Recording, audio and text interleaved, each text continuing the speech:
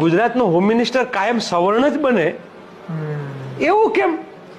ગુજરાતનો home minister વાણિયા અને બ્રાહ્મણ જ બને એવું શું કામ? વાણિયા, બ્રાહ્મણ ને પટેલ, આ ત્રણ સિવાય ગુજરાતમાં હોમ મિનિસ્ટર જ કોઈ ના બની શકે?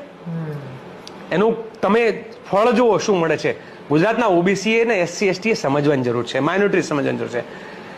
તમારે અમિત શાહ હોમ મિનિસ્ટર બને, પ્રફુલ્લ પટેલ હોમ મિનિસ્ટર બને, રજનીકાંત પટેલ હોમ મિનિસ્ટર બને, હર્ષ સંઘવી, આ બધાની લાયકાત શું હતી? આ કયા લેવલના લોકો છે?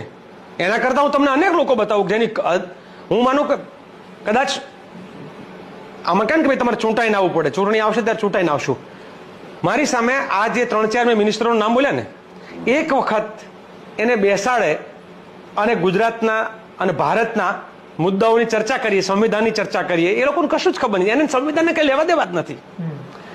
અને એટલા માટે જ તમે જુઓ ચૂંટણી આવશે ને એટલે ચૂંટણી આવતા પહેલા શાંતિ જાળવી રાખવા માટે પોલીસો ધરપકડ ચાલુ કરે છે.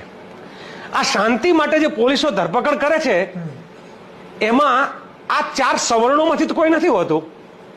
એમાં જે હોય છે ને એ કાં તો અમારો ડફેર હોય છે, કાં તો અમારો ગાડિયા લુવાર હોય છે, કાં તો અમારો દેવી પૂજક હોય છે, કાં તો અમારો ઠાકોર હોય છે, કાં તો અમારો કોળી હોય છે, કાં તો દલિત હોય છે એટલે વાલ્મીકી, ચમાર અને વણકર હોય છે, અને કાં તો માલધારી હોય છે.